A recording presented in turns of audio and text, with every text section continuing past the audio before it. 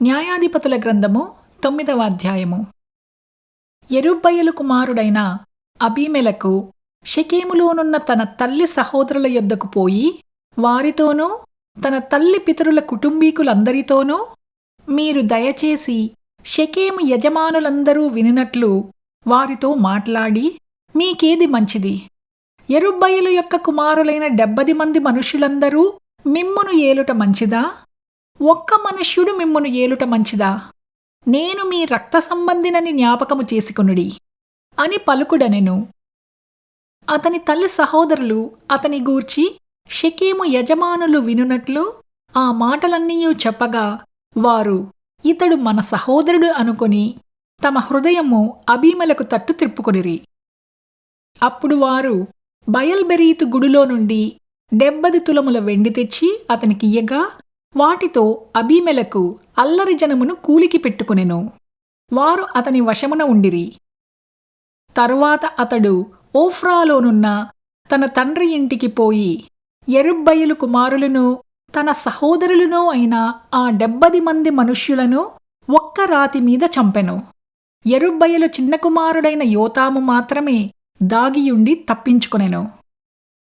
తరువాత షెకెము యజమానులందరునూ మిల్లో ఇంటివారందరునూ కూడివచ్చి షెకెములోనున్న మస్తకి వృక్షము కింద దండుపాలెము యొద్ద అబీమెలెకును రాజుగా నియమించిరి. అది యోతామునకు తెలియబడినప్పుడు అతడు పోయి గెరిజీము కొండ కొప్పున నిలిచి ఎలుగెత్తి పిలిచి వారితో ఇట్లనెను, షెకెము యజమానులారా, మీరు నా మాట వినిన ఎడల దేవుడు మీ మాట వినును. చెట్లు తమ మీద రాజును ఒకని అభిషేకించుకొనవలనని మనస్సు కలిగి బయలుదేరి మమ్మును ఏలుమని ఒలీవ చెట్టునడగగా, ఒలీవ చెట్టు, దేవునిని మానవులను దేనివలన నరులు సన్మానించుదురో ఆ నా తైలము ఇయ్యక మాని చెట్ల మీద రాజునయ్యుండి ఇటూ అటూ ఊగుటకు నేను వచ్చెదనా అని వాటితో అనెను. అప్పుడు చెట్లు, నీవు వచ్చి మమ్మును ఏలుమని అంజూరపు చెట్టును అడగగా, అంజూరపు చెట్టు, చెట్ల మీద రాజునయ్యుండి ఇటూ అటూ ఊగుటకు నా మాధుర్యమును నా మంచి ఫలములను నేనియ్యక మానుదునా అని వాటితో అనెను. అటు తరువాత చెట్లు, నీవు వచ్చి మమ్మును ఏలుమని ద్రాక్షావల్లిని అడుగగా, ద్రాక్షావల్లి, దేవునిని మానవులను సంతోషపెట్టు నా ద్రాక్షారసమును ఇయ్యక మాని చెట్ల మీద రాజునయ్యుండి ఇటూ అటూ ఊగుటకు నేను వచ్చెదనా అని వాటితో అనెను. అప్పుడు చెట్లన్నీయు, నీవు వచ్చి మమ్మును ఏలుమని ముండ్ల పొద యొద్ద మనవి చెయ్యగా, ముండ్ల పొద, మీరు నిజముగా నన్ను మీ రాజుగా నియమించుకొనగోరెన ఎడల రండి, నా నీడను విశ్రమించుడి. లేదా అగ్ని నాలో నుండి బయలుదేరి లెబనాను దేవదారు చెట్లను కాల్చివేయునని చెట్లతో చెప్పెను. నా తండ్రి మీ నిమిత్తము తన ప్రాణమును నిర్లక్ష్యపెట్టి యుద్ధము చేసి మిద్యానీయుల చేతిలో నుండి మిమ్మును విడిపించెను. అయితే మీరు నా తండ్రి కుటుంబము మీదికి లేచి ఒక రాతి మీద అతని కుమారులైన 70 మంది మనుష్యులను చంపి అతని పనికత్తె కుమారుడైన అబీమెలెకు మీ సహోదరుడైనందున షెకెము వారి మీద అతనిని రాజుగా నియమించియున్నారు.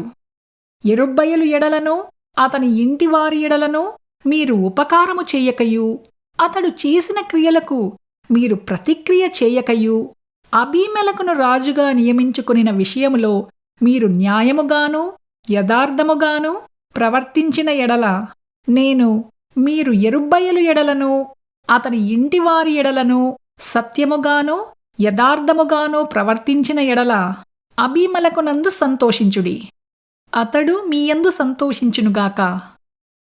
లేని ఎడల అబీమెలెకు నుండి అగ్ని బయలుదేరి షెకెము వారిని మిల్లో ఇంటి వారిని కాల్చివేయునుగాక.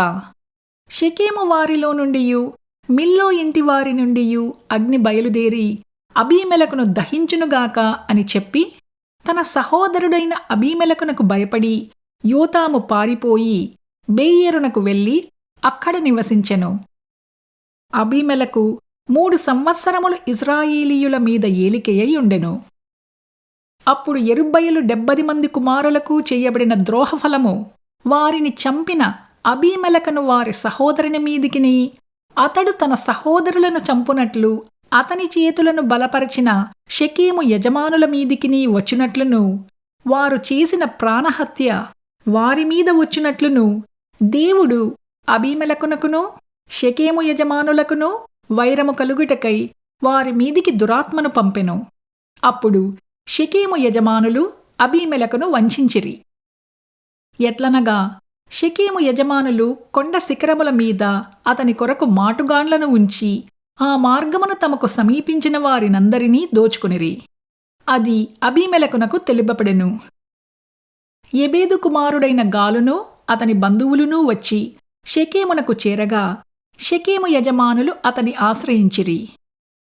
వారు పొలములలోనికి పోయి వారి ద్రాక్షాపండ్లను ఏరుకొని వాటిని త్రొక్కి కృతజ్ఞతార్పణము చెల్లించి తమ దేవతల మందిరములోనికి పోయి అన్నపానములు పుచ్చుకునిచు అబీమెలకును దూషింపగా ఎబేదు కుమారుడైన గాలు ఇట్లనెను: అబీమెలకు ఏపాటివాడు? షెకెము ఏపాటివాడు? మనము అతనికెందుకు దాసులము కావలెను? అతడు యెరుబ్బయలు కుమారుడు కాడా? జెబూలు అతని ఉద్యోగి కాడా?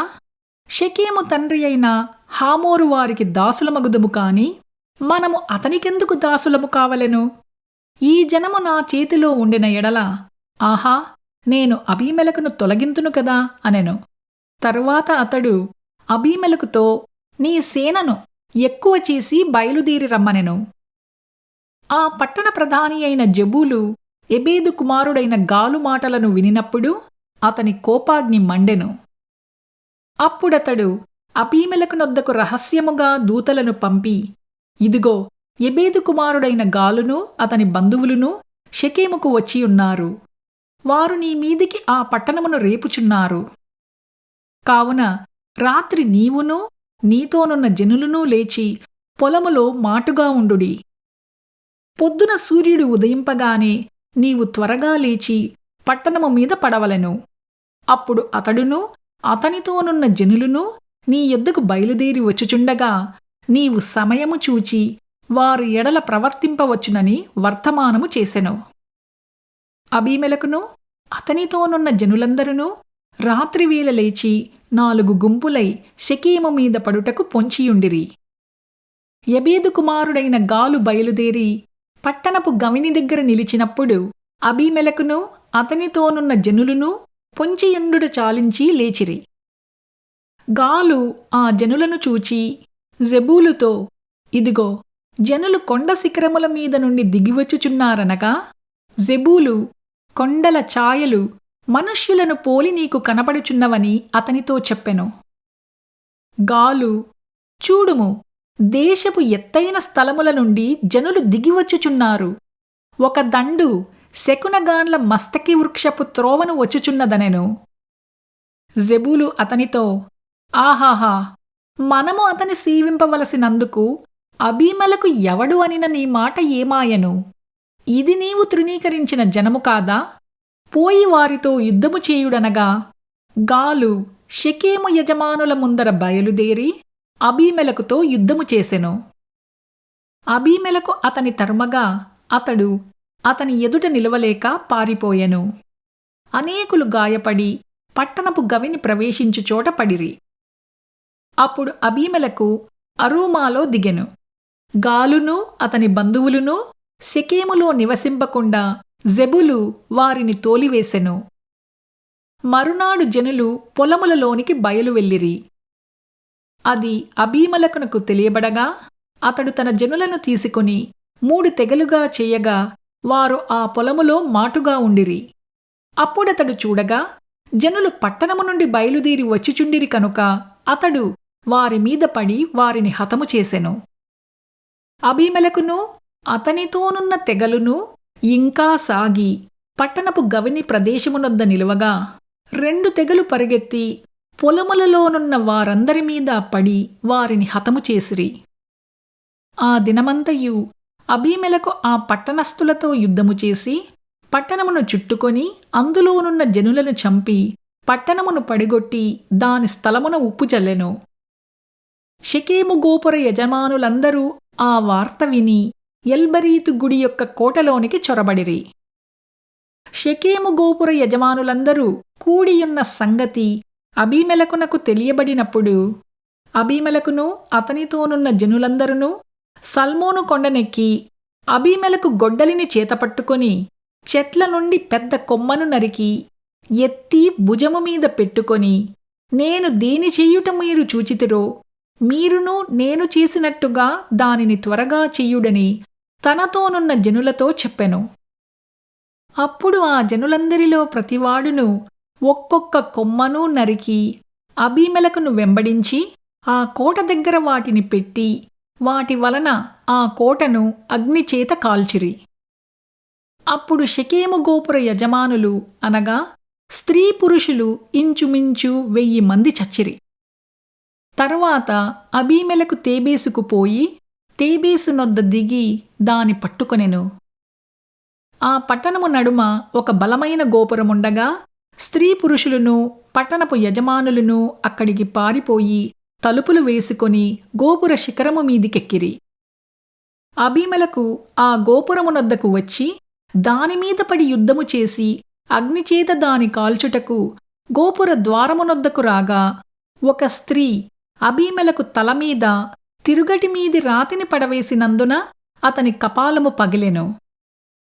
అప్పుడతడు తన ఆయుధములను మోయు బంటును త్వరగా పిలిచి, ఒక స్త్రీ అతని చంపెనని నన్ను గూర్చి ఎవరునూ అనుకొనకుండునట్లు నీ కత్తి దూసి నన్ను చంపమని చెప్పగా ఆ బంటు అతని పొడవగా అతడు చచ్చెను. అబీమెలెకు చనిపోయెనని ఇజ్రాయేలీయులు తెలుసుకొనినప్పుడు ఎవరి చోటికి వారు పోయిరి. అట్లు అబీమెలెకు తన 70 మంది సహోదరులను చంపుట వలన తన తండ్రికి చేసిన ద్రోహమును దేవుడు మరలా అతని మీదికి రప్పించెను. షెకెము వారు చేసిన ద్రోహమంతటిని దేవుడు వారి తలల మీదికి మరలా రాజేసెను. యెరుబ్బయలు కుమారుడైన యోతాము శాపము వారి మీదికి వచ్చెను.